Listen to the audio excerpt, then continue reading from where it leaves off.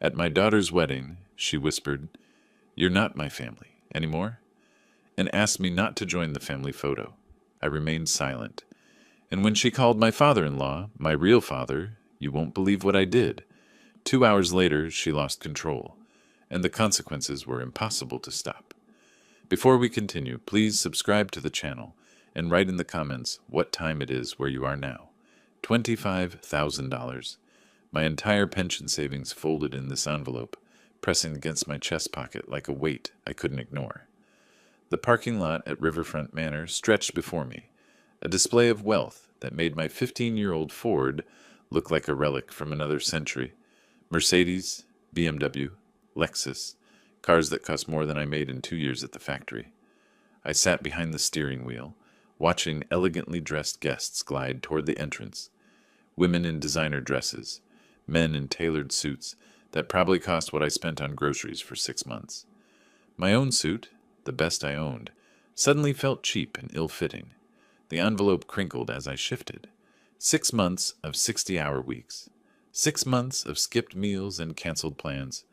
All for this moment, Georgiana's wedding day, my little girl's special day, except she wasn't little anymore. 28 years old, successful marketing career, marrying into money I could never provide.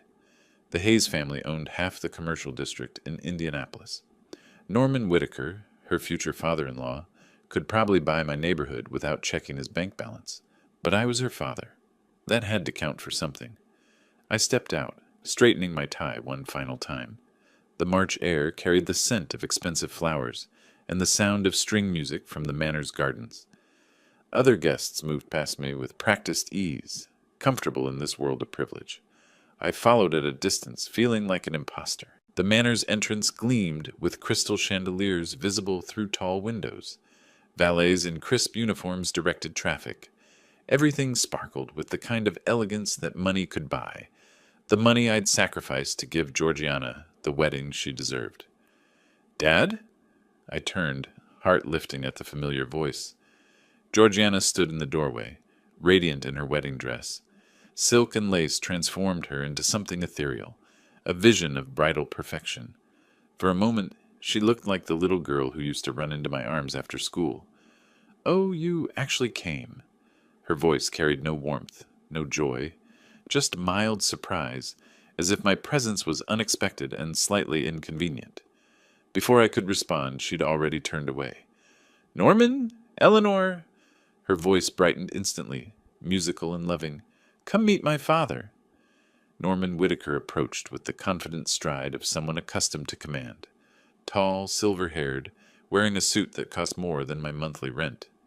Eleanor followed, elegant in navy blue, her smile perfectly practiced. "Alonzo, my friend!" Norman's handshake was firm, his smile wide and empty. "How's life treating you in retirement? Must be quite an adjustment from the factory floor." The words hit like small needles. Factory floor. Not factory work, not engineering. Factory floor.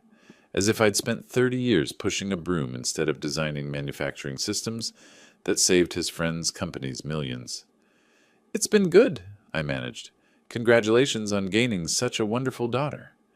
"Oh, we're the lucky ones," Eleanor chimed in, her voice honey-sweet with underlying steel. "Norman, look how sweet. Our new daughter has such a hard-working father." Hard-working, another diminishing word, reducing 3 decades of skilled labor of the simple muscle and sweat. Georgiana beamed at them, her face glowing with genuine affection, the kind of warmth she'd once reserved for me. "Aren't they amazing, Dad? They've been so generous, so welcoming. They understand what family really means." The emphasis on really cut deeper than Norman's casual condescension. I reached for my daughter's hand, hoping for some connection, some trace of the bond we'd once shared. She stepped back smoothly, maintaining her perfect bridal pose. "We should get inside. The photographer wants to start with family pictures before the ceremony." Family pictures. The words should have filled me with anticipation.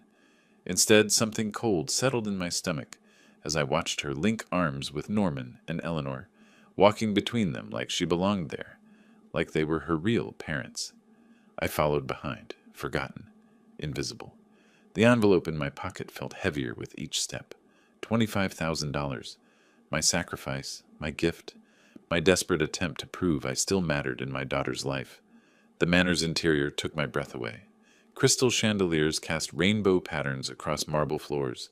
Floral arrangements taller than me filled every corner, their perfume almost overwhelming. Tables draped in silk, chairs tied with ribbons that probably cost more than my weekly grocery budget. All of it paid for with my money. My pension, my security, my future comfort, transformed into this display of luxury that impressed everyone but acknowledged no one. I was funding my own irrelevance. Magnificent, isn't it? A woman beside me sighed appreciatively. The Hayes family certainly knows how to celebrate. Your daughter is so fortunate. Fortunate.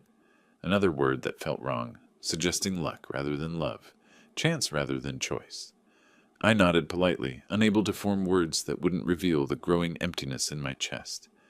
Georgiana laughed at something Eleanor whispered, the sound bright and musical. She'd never laughed that way with me, not in years. Not since she'd started climbing the social ladder that led away from factory workers' daughters and toward respectability. The photographer was setting up near the altar, adjusting lights and testing angles. Marcus Lee, according to the contract I'd signed. $2,000 for wedding photography. Money I'd earned working double shifts, while other men my age were learning to golf. This way, please. A wedding coordinator guided me toward a side section. The bride's family seating is here. Bride's family. Singular. As if I was all that remained of Georgiana's past. A relic to be politely accommodated but not celebrated. I took the designated seat, watching Norman place his hand protectively on Georgiana's shoulder.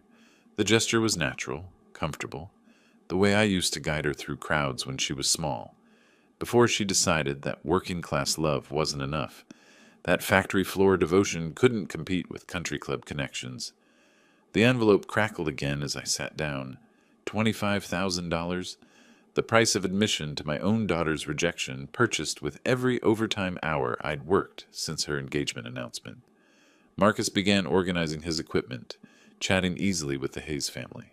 They responded with the casual confidence of people accustomed to being photographed, documented, celebrated. Georgiana glowed under their attention, basking in the kind of social approval I'd never been able to provide. We'll start with immediate family, Marcus announced, his voice carrying across the decorated space. All relatives, please gather around the bride. I stood smoothing my suit jacket, preparing to take my place beside my daughter. This was the moment I'd been waiting for, the formal recognition of our bond, captured forever in wedding photographs that would hang in their home for generations. Georgiana smiled brilliantly as Norman and Eleanor flanked her sides. Edwin, her new husband, took his position with practiced ease. The Hayes family formed a perfect circle around her, their expensive clothes and confident postures creating a portrait of success. I approached the group, my heart beating faster with anticipation.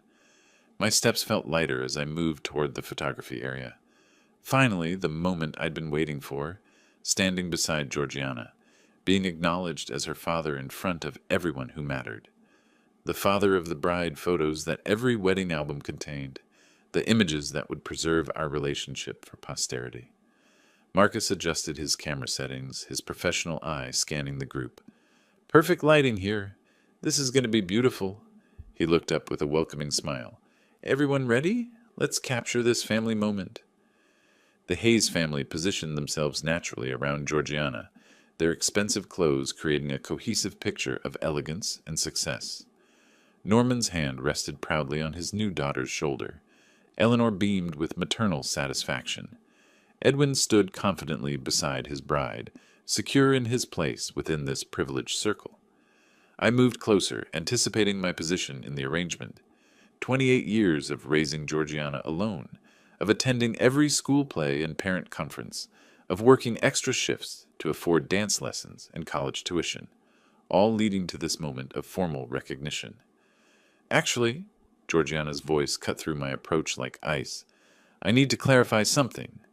She turned toward me, her expression shifting from radiant bride to something colder, more distant. The transformation happened so quickly that for a moment I thought I'd imagined it. Sorry, Dad, but you're not my family anymore. Her words carried across the space with crystal clarity. reaching every guest within hearing distance. These are my real family members now. The world shifted beneath my feet, not metaphorically, literally. The marble floor seemed to tilt. The crystal chandeliers blurred. The expensive floral arrangements became a spinning kaleidoscope of confusion. 28 years of bedtime stories, school plays, graduations, tears and laughter and dreams shared between father and daughter, erased with one sentence, deleted, declared null and void in front of strangers wearing $1,000 suits. "Honey, maybe we shouldn't—" Edwin's voice carried a weak note of protest, his discomfort visible even through my shock. "No, Edwin." Georgiana's tone brooked no argument. "It's time for changes. Hayes is my future now. This is my real family." She gestured toward the Hayes clan with obvious pride, her face glowing with the kind of love and acceptance I remembered from her childhood. The same expression she used to wear when I surprised her with ice cream or stayed up late helping with homework. Except now it was directed at people who'd known her for 2 years, while the man who'd raised her alone stood excluded, dismissed, erased from the family portrait like an unwanted shadow. Marcus lowered his camera, clearly uncomfortable with the tension he'd inadvertently triggered. Other guests had stopped their conversations, sensing drama unfolding. Whispers began spreading through the elegantly dressed crowd like ripples across expensive silk. "I understand." The words came from somewhere deep inside me, forced out through a throat that felt crushed. "Enjoy your photos." I turned away from the group, from my daughter, from the life I'd thought we'd built together. Each step felt like walking through quicksand, heavy and uncertain. The whispers followed me, curious and sympathetic and embarrassed all at once. My assigned table waited in the corner, a single-place setting surrounded by empty chairs. The wedding coordinator had mentioned other guests would join me later, distant relatives and family friends. But for now, it was just me and the stark reality of my isolation. I sank into the chair, my legs suddenly unable to support the weight of what had just happened. The envelope in my pocket crackled again, mocking me with its substantial weight. $25,000. The price I'd paid to fund my own public humiliation. Behind me, Marcus resumed his photography session. I could hear the clicking of his camera, the gentle directions he gave to pose the Hayes family around my daughter. Their laughter carried across the space, warm and inclusive and complete, without me. "Beautiful. Now tilt slightly toward Norman, Georgiana. Perfect. Eleanor, can you move just a step closer? Excellent." Each click of the camera captured moments I would never be part of, memories that would hang in their homes and albums forever.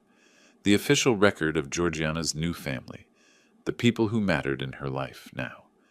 I stared at my hands, weathered from 30 years of honest work, scarred from countless small injuries, earned providing for a daughter who had just declared me irrelevant. These hands had built her dollhouse, taught her to tie shoes, signed every check for her education and dreams. Now they trembled slightly as the full weight of her rejection settled into my bones. The photography session continued behind me, voices bright with celebration, Norman's deep laugh, Eleanor's gentle corrections, Edwin's confident responses. And underneath it all, Georgiana's voice, musical and happy in a way I hadn't heard in years. She was happy, genuinely, completely happy in a way she'd never been with me, not since she'd started her climb toward respectability. The Hayes family gave her something I never could: social acceptance, financial security, the kind of approval that came from belonging to the right class. I pulled out my phone, hands shaking slightly as I checked my bank balance. The money was still there, waiting for tomorrow's transfer. $25,000 that would disappear from my account and into the manor's coffers, paying for flowers and food and music that celebrated my replacement. "Are you all right, sir?" A young server had appeared at my table, her face kind with genuine concern. She was probably Georgiana's age, working hard to afford college or support her own family. The kind of person my daughter used to be before she decided that working-class values weren't sophisticated enough for her new aspirations. "Fine," I managed, just taking it all in. She nodded sympathetically and moved on, leaving me alone with the sound of celebration surrounding my corner of silence. The photography session was winding down, Marcus thanking the Hayes family for their patience and cooperation. I didn't turn around. I couldn't bear to see Georgiana's radiant face, flushed with the satisfaction of having made her statement clear. She'd chosen her side, drawn her line, declared her allegiances. Now I would choose mine. The envelope in my pocket seemed to pulse with possibility. $25,000. My life savings, my security, my future comfort, all sitting in an envelope addressed to a daughter who had just publicly disowned me. But the money hadn't transferred yet. The check hadn't been cashed. The payment could still be reconsidered. I sat very still as the wedding celebration continued around me, my mind beginning to calculate possibilities I'd never considered before. Georgiana had made her choice about family loyalty, about what mattered and who counted and where her heart belonged. Maybe it was time I made mine. The reception began with all the pageantry money could buy.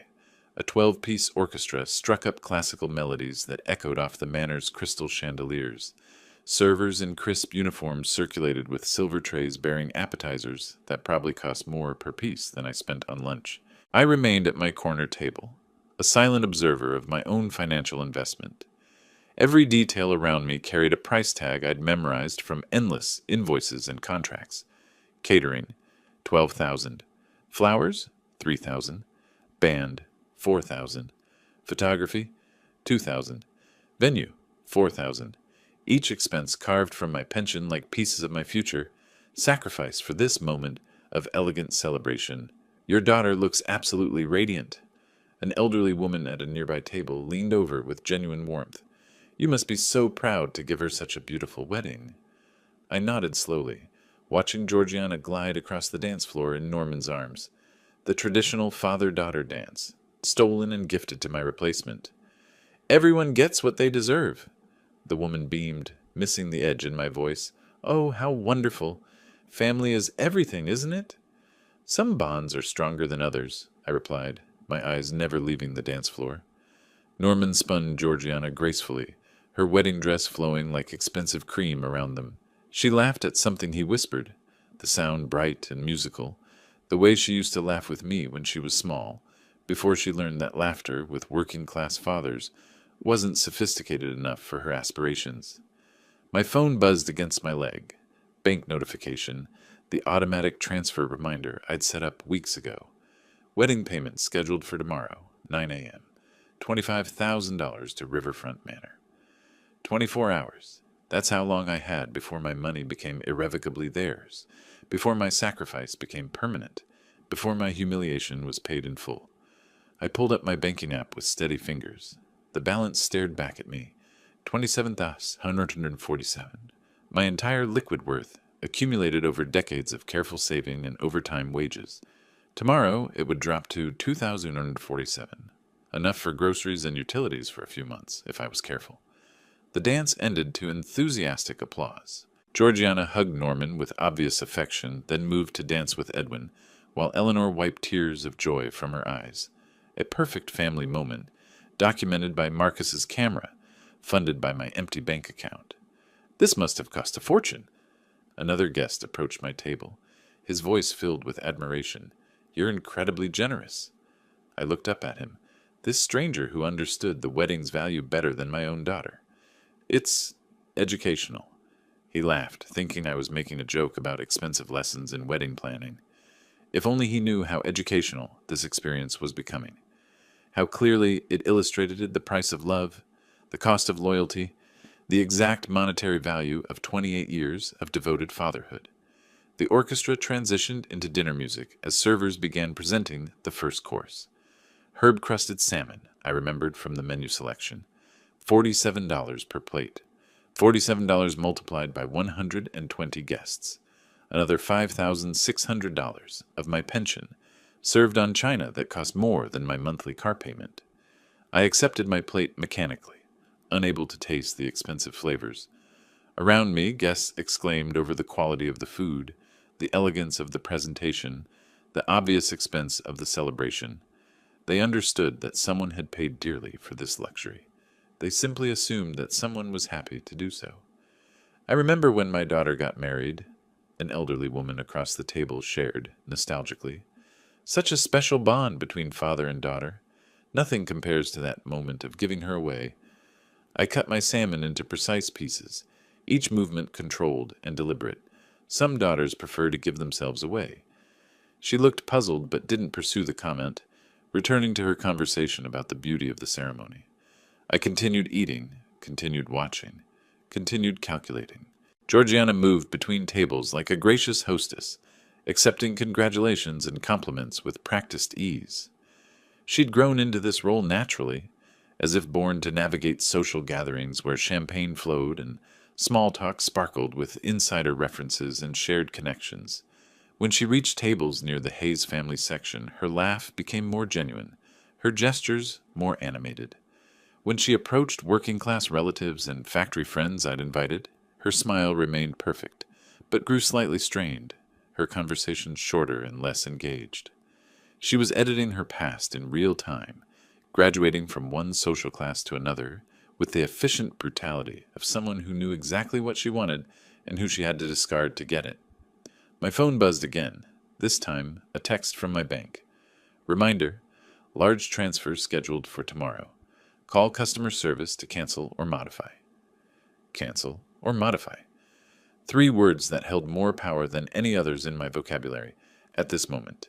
3 words that could transform this entire celebration from triumph to catastrophe in the space of a phone call. I stared at the message until the screen darkened, my reflection appearing in the black glass. 62 years old, gray-haired, wearing my best suit to my own daughter's rejection ceremony. I looked like what I was, an aging factory worker who'd saved every penny to afford one moment of importance in his daughter's life. That moment had come and gone. Now I was just an expensive guest at my own execution. The dinner courses continued with clockwork precision. Soup course, $18 per bowl. Salad course, $12 per plate. Each bite represented hours of overtime work, weekends sacrificed, small comforts denied. All so Georgiana could impress people who would judge her by the elegance of her reception rather than the love of her father. "Such a lovely wedding," someone commented to their companion.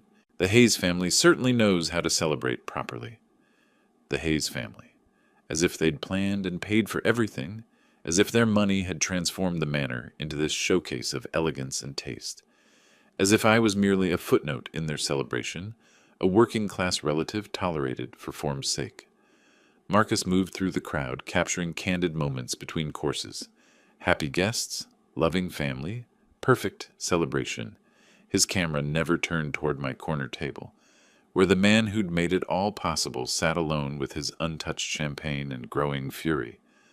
Eleanor rose from her chair, moving toward the microphone with the confidence of someone accustomed to public speaking. The crowd quieted expectantly, sensing an important moment approaching. "Ladies and gentlemen," she began, her voice carrying clearly across the decorated space, "I'd like to say a few words about our beautiful new daughter. Our daughter, not Alonzo's daughter who was marrying into our family. Our daughter, as if Georgiana had been born into the Hayes clan and raised in their world of privilege and proper connections." I set down my fork, my appetite completely gone. My hand moved unconsciously to the envelope in my pocket, fingers tracing the outline of the check that would complete my financial sacrifice. But Eleanor was still speaking, and something in her tone suggested this speech would deliver another blow, another reminder of my irrelevance in Georgiana's new life. I focused on her words, preparing myself for whatever came next. The champagne in my glass had gone flat. Its bubbles disappeared like my illusions about family loyalty. Around me, guests leaned forward attentively, ready to witness another moment of Hayes family eloquence. I waited, my hand still touching the envelope, as Eleanor prepared to deliver what I sensed would be the final insult to my decades of devoted fatherhood. Eleanor's voice faded as she handed the microphone to Georgiana with maternal pride. My daughter rose gracefully, champagne flute catching the light like a crystal beacon. The entire reception fell silent, 200 guests turning their attention to the radiant bride. For one desperate moment, hope flickered in my chest. Perhaps this was my chance for redemption. The traditional daughter's speech where she thanked her father for his love, his sacrifices, his unwavering support through 28 years of devoted parenthood. "Thank you all for sharing this perfect day with us," Georgiana began, her voice confident and musical.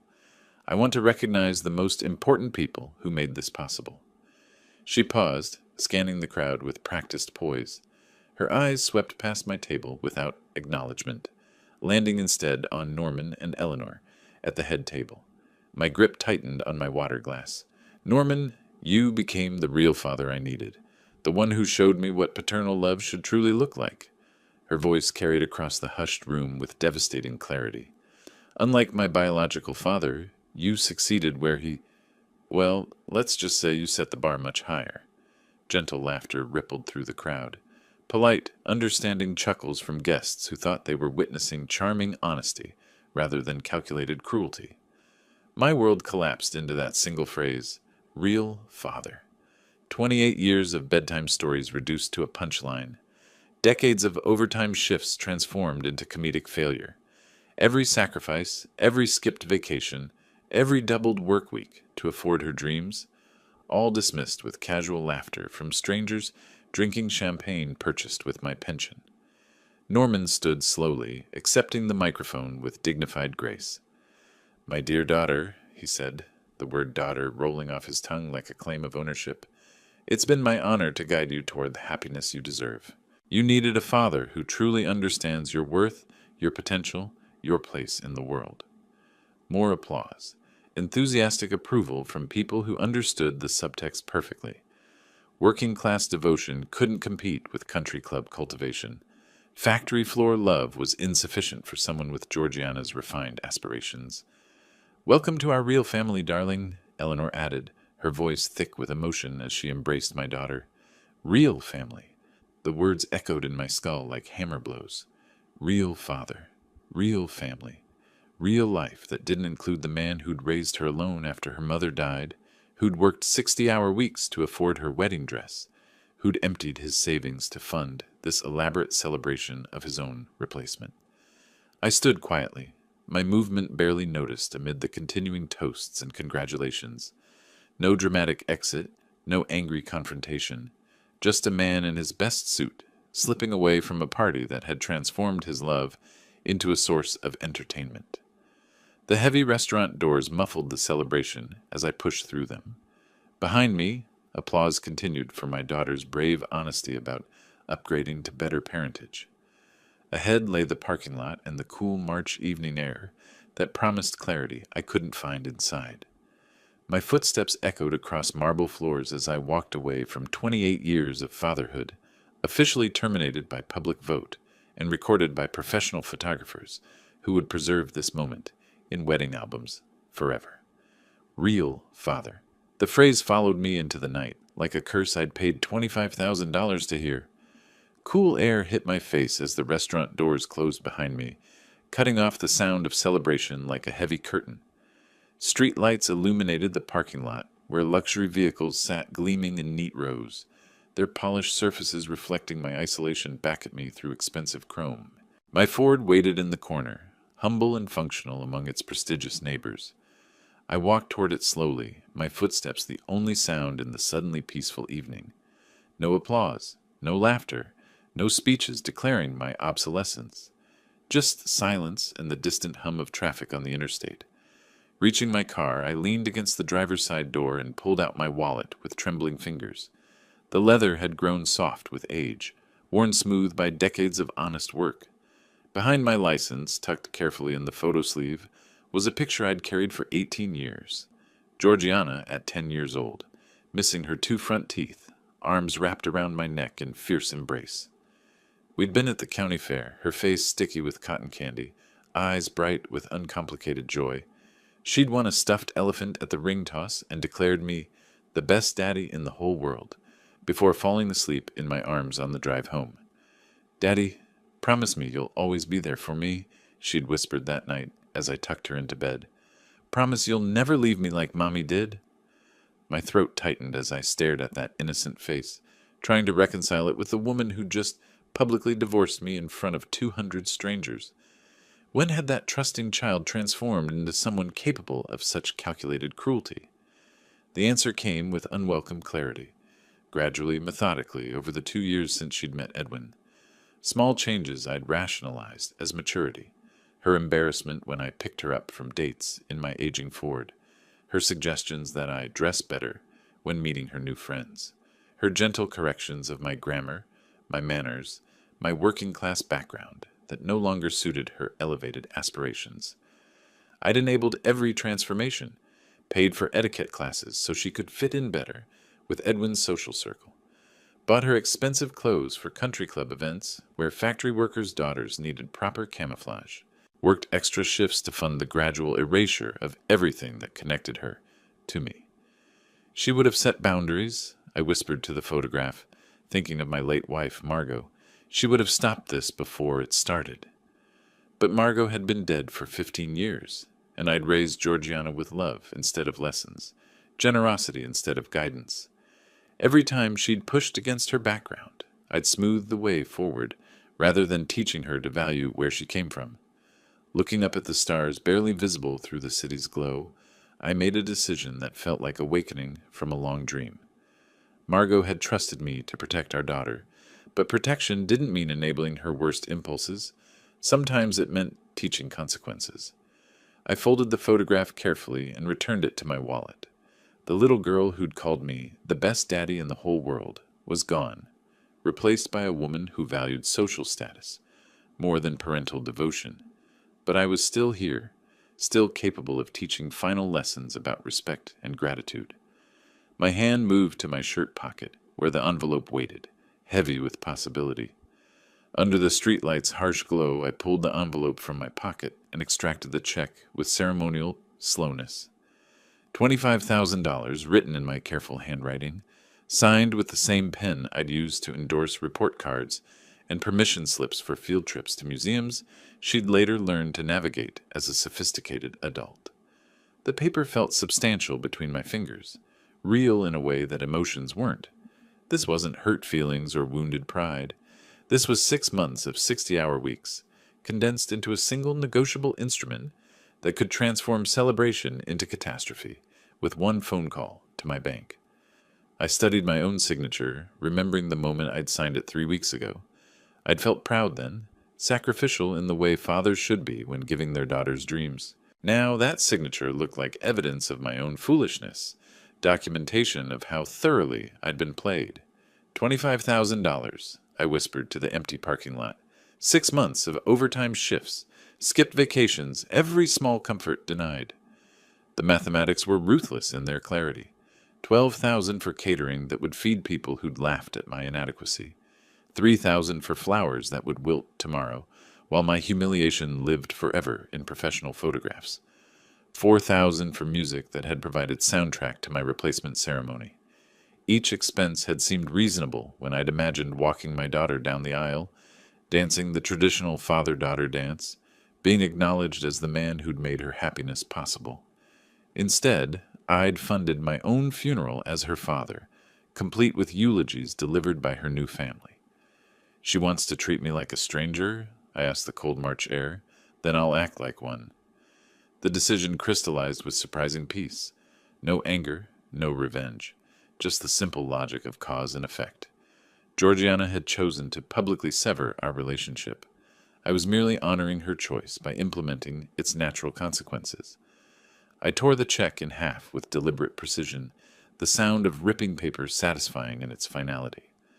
One piece went into my left pocket, the other into my right, a commitment device that made reversal impossible without conscious deliberation. The liberation was immediate and overwhelming. For the first time in months, I wasn't carrying the weight of someone else's expectations. No daughter to impress, no in-laws to satisfy, no social obligations to fulfill with money I couldn't afford to spend. I straightened my tie and smoothed my jacket, composing myself for the return performance. This wasn't about revenge or punishment. This was education, the final lesson in a curriculum I'd started 28 years ago when I'd promised to raise a good person. I promised to take care of her, I said quietly, remembering Margot's trust and my own naive good intentions, not to enable her cruelty. Walking back toward the restaurant entrance, I felt calmer than I had all day. Let her show everyone who she really was when the bill came due. let Norman and Eleanor demonstrate their commitment to their real daughter, when financial reality replaced social performance. I reached the heavy doors and paused with my hand on the brass handle, taking one deep breath before re-entering the world I'd just revolutionized. Behind those doors, a celebration continued in my honor, or what had been my honor before I'd reclaimed it for myself. The torn check pieces rested in separate pockets, like a secret that would soon transform into the most expensive lesson in respect that money could buy.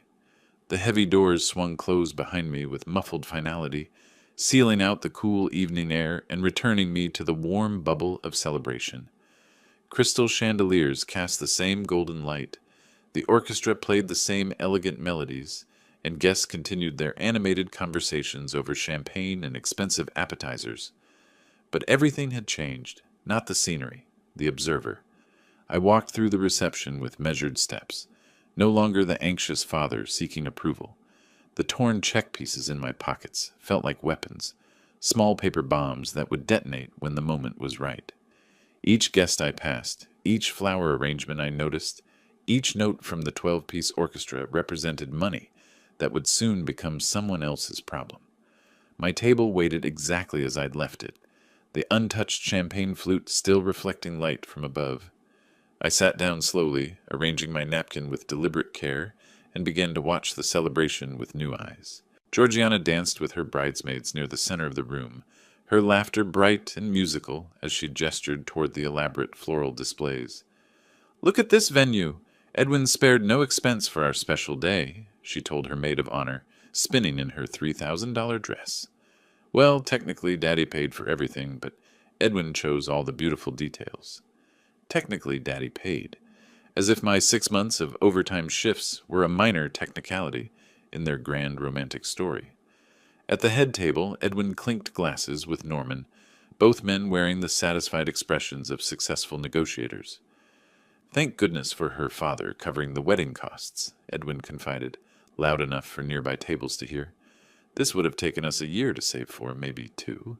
It's wonderful when simple people understand their place in supporting better things." Simple people. The phrase rolled off his tongue with casual contempt, as if factory workers existed purely to fund the dreams of their social betters. I gripped my water glass tighter, feeling the torn paper rustle in my pocket. "You must be so proud." An elderly guest at a neighboring table leaned toward me with genuine warmth. What a generous gift to give them this perfect wedding. The venue, the flowers, everything is just magnificent. "Everyone gets exactly what they deserve," I replied quietly, my voice carrying undertones she couldn't interpret. She beamed and turned back to her conversation, missing the promise hidden in my words. Around me, the celebration continued with expensive momentum. Servers circulated with silver trays bearing $40 appetizers. The photographer captured moments that would preserve this evening forever in professional albums. The orchestra played requests that cost more per song than most people spent on entertainment in a month. Every detail had been meticulously planned and flawlessly executed using my sacrifice, my pension, my future security. The irony was almost beautiful in its symmetry. I was watching my own money celebrate my own replacement. "Isn't this wonderful?" Eleanor approached my table, champagne flute in hand, her maternal satisfaction radiating like heat from an expensive fireplace. Georgiana looked so happy. It's marvelous when everything comes together so perfectly. "Perfect," I agreed, checking my watch. 7 o'clock approached with mechanical inevitability. Timing is everything. She nodded sagely and moved on, unaware that she was speaking to a man counting down to detonation. I watched her rejoin Norman at their table, both of them gesturing proudly toward their new daughter, as if they'd discovered her rather than simply purchased her loyalty with social status and empty promises. Across the room, Antonio Rossi moved between tables with professional efficiency, checking details and coordinating service with his staff. Occasionally his eyes swept toward my table, not with suspicion, but with the natural timing of a businessman who understood reception schedules. Payment time would come soon, as inevitable as gravity. I straightened my tie and smoothed my jacket, preparing for the performance of my life. 28 years of fatherhood had taught me patience, sacrifice, and unconditional love. Tonight, I would teach my daughter about consequences, boundaries, and the difference between being generous and being used. The orchestra struck up another waltz as couples took the dance floor. Georgiana danced with Edwin, their faces glowing with the kind of happiness that comes from having every dream funded by someone else's sweat. They moved together with practiced grace, a perfect couple celebrating their perfect wedding in their perfect world. In 15 minutes, perfection would meet reality. Antonio appeared at the edge of my vision, leather folder in hand, approaching with the measured pace of a man who'd done this hundreds of times before. Mr. Baker, excuse the interruption. Antonio's voice carried the professional courtesy of someone accustomed to handling financial transactions discreetly. He placed the leather folder on my table with practiced precision, its contents representing the culmination of months of planning and expense. It's time for the reception payment settlement. Here's the final itemized bill. I opened the folder slowly, examining numbers I'd memorized weeks ago. Catering, $12,000. Venue rental, $4,000. Floral arrangements, $3,000.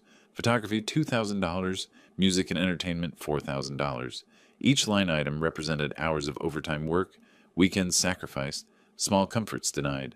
The total sat at the bottom in bold figures. 25,000 bashs.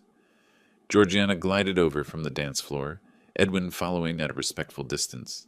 Her face carried the confident glow of someone who'd never doubted the outcome of any financial negotiation in her life. Dad, you know our arrangement. Her tone was casual, almost dismissive, as if discussing a tip for the parking valet. Time to settle up for the celebration. Everything looks perfect, doesn't it? She gestured around the decorated hall with proprietorial satisfaction, her $3,000 dress catching the light from crystal chandeliers I'd paid to illuminate. Behind her, Edwin nodded encouragingly, his relief at avoiding financial responsibility written clearly across his face. I closed the folder and looked up at my daughter, this woman who'd publicly declared me irrelevant just hours earlier.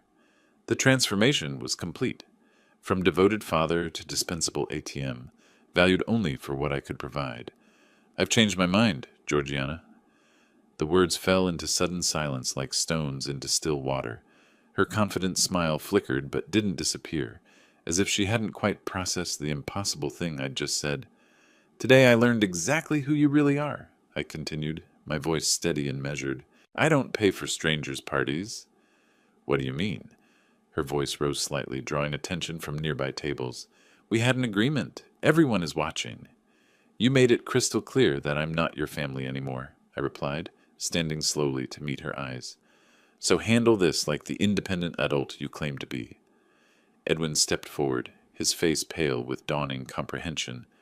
Sir, let's be reasonable about this.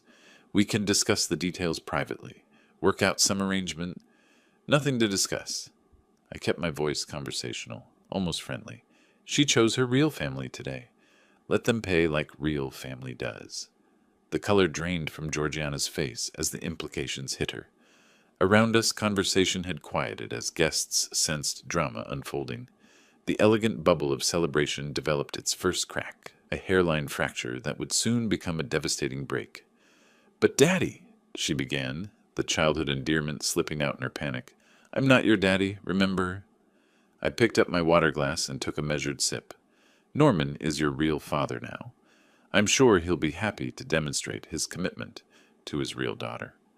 Antonio shifted uncomfortably, his leather folders still open on the table, the unpaid bill exposed like a wound. This wasn't how these conversations typically went. In his experience, wedding payments were routine affairs, handled with gratitude and celebration, not family warfare conducted over itemized invoices.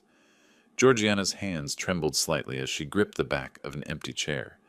This isn't... You can't just... What am I supposed to tell everyone? Tell them whatever you want, I replied. You're very good at creative storytelling when it serves your purposes. Edwin looked desperately between his wife and me, clearly out of his depth in a crisis that threatened to destroy the perfect evening he'd assumed was guaranteed. There has to be some misunderstanding here. Surely we can... No misunderstanding? I interrupted. Everything is perfectly clear. You got the wedding you wanted, from the family you chose. Now comes the bill. I watched my daughter's face cycle through emotions. Disbelief, anger, panic, and finally, the first stirrings of genuine fear. For 28 years, she'd never doubted my support, never questioned my willingness to sacrifice anything for her happiness. That certainty was dying in real time, visible in her widening eyes.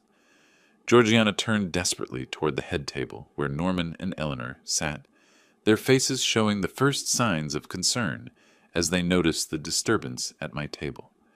Georgiana's heels clicked rapidly against the marble floor as she hurried toward the Hayes family table, Edwin close behind her. I remained seated, watching the drama unfold with the detached interest of someone observing a carefully orchestrated experiment in human nature. Norman looked up from his conversation as his daughter-in-law approached, his patrician features showing mild concern at her obvious distress. Eleanor set down her champagne flute, her perfectly practiced smile faltering slightly. "There's been a misunderstanding with my father," Georgiana began, her voice carefully controlled despite the panic I could see building behind her eyes. "He's having second thoughts about the payment arrangement, something about feeling unappreciated."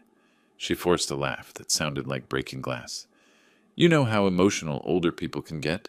I'm sure we can work this out, but in the meantime—" She paused, clearly struggling with the words she'd never imagined having to say. "Could you help us with the reception payment? Just temporarily, until we sort out this silly confusion?" Norman's expression shifted almost imperceptibly, the generous patriarch transforming into a calculating businessman. "Well, son," he said, addressing Edwin while pointedly ignoring Georgiana's direct appeal, "we've already committed quite substantially to your honeymoon arrangements. The European tour, the first-class accommodations. Finances are rather tight at the moment." Eleanor nodded sympathetically, but her tone carried steel beneath the sweetness. "Of course we want to support you both, dear ones, but supporting you doesn't mean paying for everything. That's not how real families operate, is it?" The irony of her words wasn't lost on me from across the room. Real families, indeed.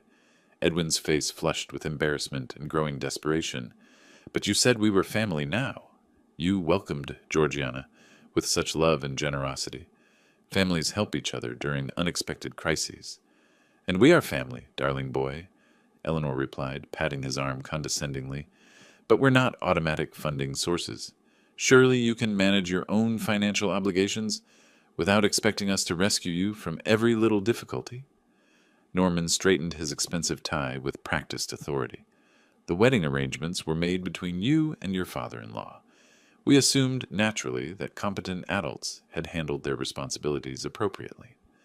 I watched Georgiana's face crumble as her new family revealed their true nature under the first sign of financial pressure. The loving, generous people who'd embraced her so warmly were showing their carefully hidden selfishness with surgical precision. "Quick, the gift table!" Georgiana whispered urgently to Edwin, abandoning diplomacy for desperate pragmatism. "We need to open the envelopes, count everything. Maybe there's enough to cover at least part of it." Edwin nodded miserably and followed her to the elegantly decorated gift table, where envelopes and wrapped packages sat in careful arrangement. Under the curious stares of nearby guests, they began the humiliating process of tearing open wedding gifts to count cash donations. "This one's from your co-workers," Edwin muttered, extracting bills from an envelope. $200. He moved to the next. "Your cousin Sarah. $150. The amounts accumulated slowly. 50 here, 100 there, occasionally a more generous 200 or 300 from closer relatives. Georgiana's hands shook as she calculated running totals, her perfect wedding composure disintegrating with each opened envelope. Guests at nearby tables watched with uncomfortable fascination as the bride and groom conducted an impromptu audit of their own wedding gifts. "How much so far?" she asked, her voice tight with suppressed panic. "Maybe 4,000, Edwin replied quietly. 5 at most. The photographer and the band, we could probably cover those, but the catering and venue—" He didn't need to finish the sentence. Even with every envelope opened and every gift monetized, they were facing a shortfall that would leave significant debts unpaid and vendors unsatisfied.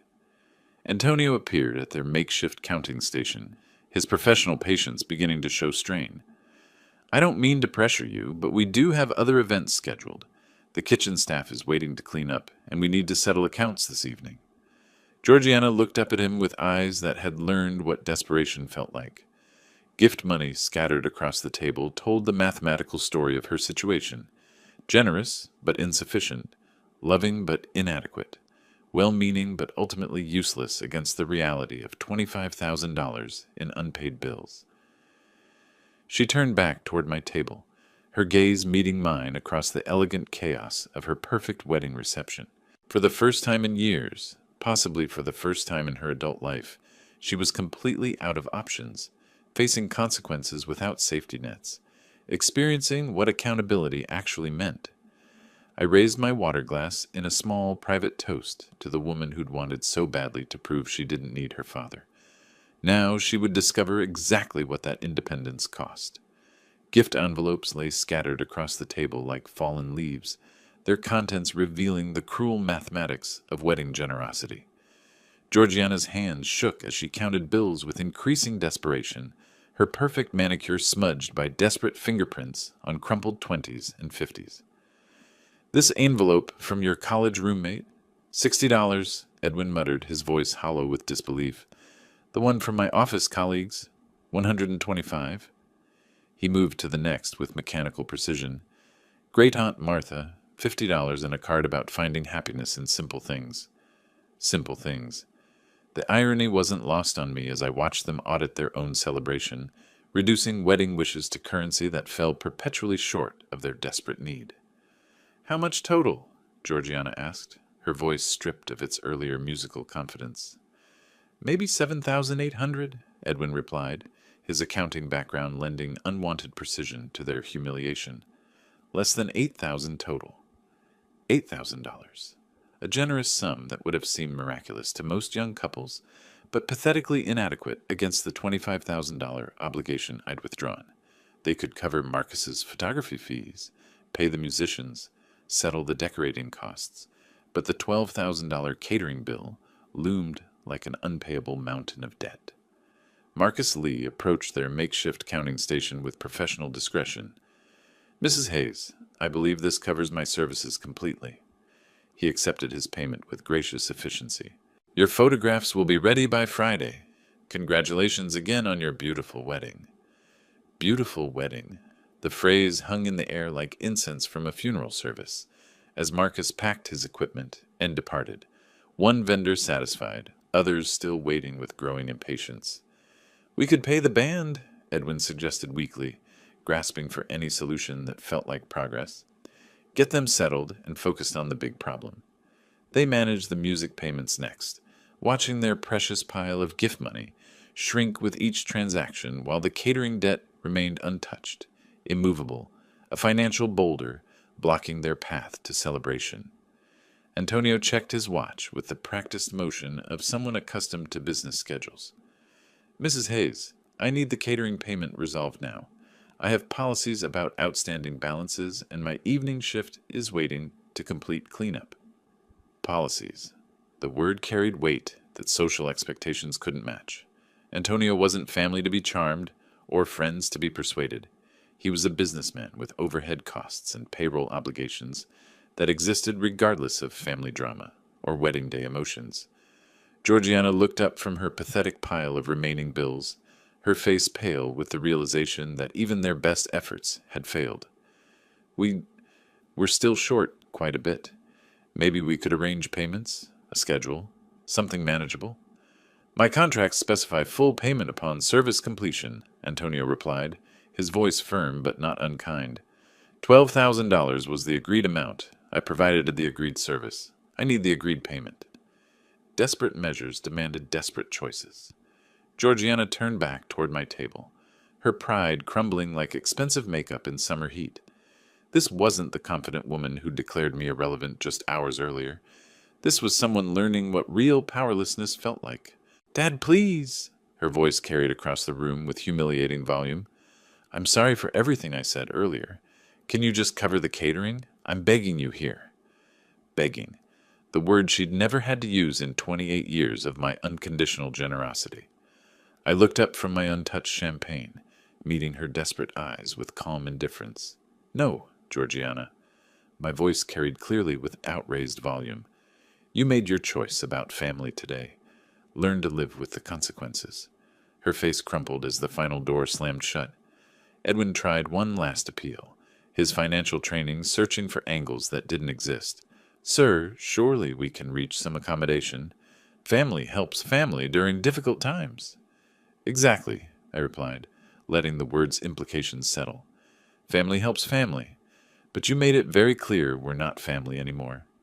Antonio cleared his throat, checking his watch with growing impatience. You have 10 more minutes to resolve this payment issue. After that, I contact my security service for debt collection procedures. 10 minutes.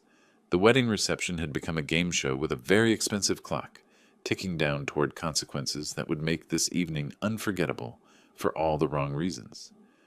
Antonio's voice cut through the reception chatter like a dinner bell, commanding immediate attention from every guest within hearing distance. Ladies and gentlemen, I apologize for this interruption, but I have a business matter that requires immediate resolution.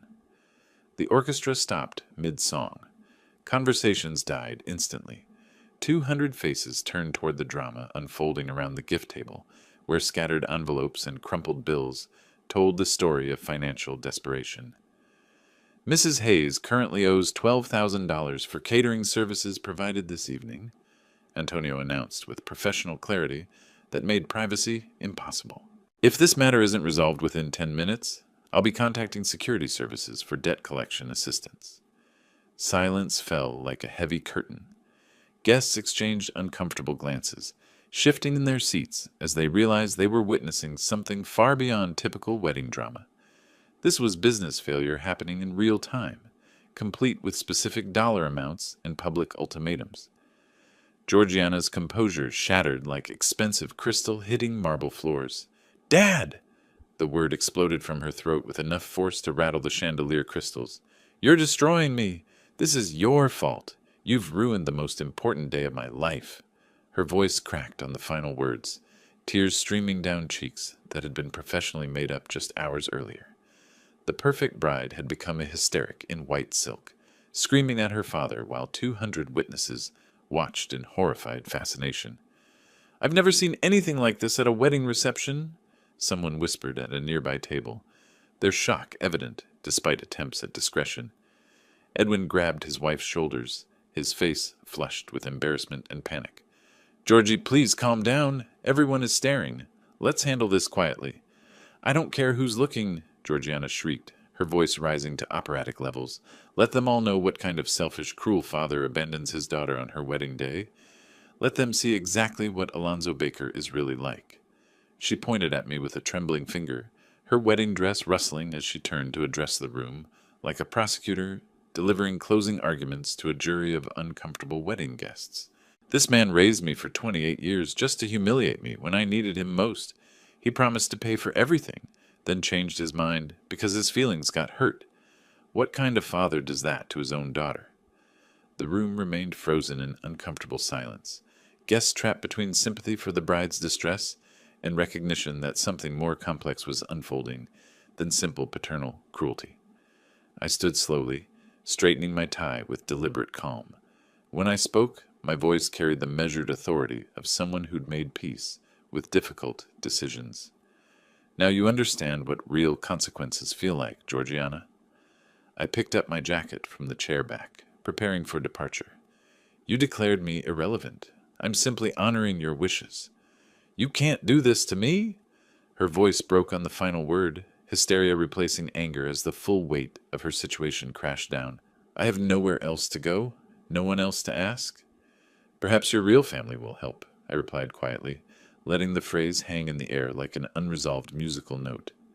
Norman and Eleanor remained conspicuously seated at their table, studying their champagne flutes with sudden intensity, making no move to intervene or assist in the crisis they'd helped create through their earlier refusal to provide support. Walking toward the exit, I could hear Georgiana's sobs echoing off the crystal chandeliers, her perfect wedding dissolving into chaos behind me. 200 guests sat frozen in their seats, witnessing the complete destruction of celebration they'd expected to remember fondly. The heavy restaurant doors closed behind me, muffling the sound of her continuing breakdown. I walked across the parking lot toward my Ford, each step carrying me further from 28 years of one-sided devotion and closer to a future defined by self-respect rather than endless giving. Behind me, the elegant facade of Riverfront Manor contained the ruins of perfect celebration where a woman was learning that actions have consequences and choices have costs that can't be paid with tears or accusations. My Ford started with the reliable rumble of 15 years' faithful service, a sound that had never seemed more welcoming than in this moment of complete transformation. I pulled out of the Riverfront Manor parking lot slowly, watching the elegant venue shrink in my rearview mirror until it disappeared entirely behind suburban trees and streetlights. The drive home took me through neighborhoods I'd navigated thousands of times, but tonight they looked different. Not because the scenery had changed, but because the man behind the wheel was no longer the same person who'd driven this route just hours earlier. Indianapolis at night had a peaceful quality that contrasted sharply with the chaos I'd left behind. Traffic lights cycled through their colors with mechanical precision. Late evening joggers moved along sidewalks with purposeful rhythm. Normal people living normal lives, unburdened by ungrateful children or toxic relationships disguised as family obligations. 28 years I'd spent trying to buy her love with sacrifices she'd come to expect as entitlements.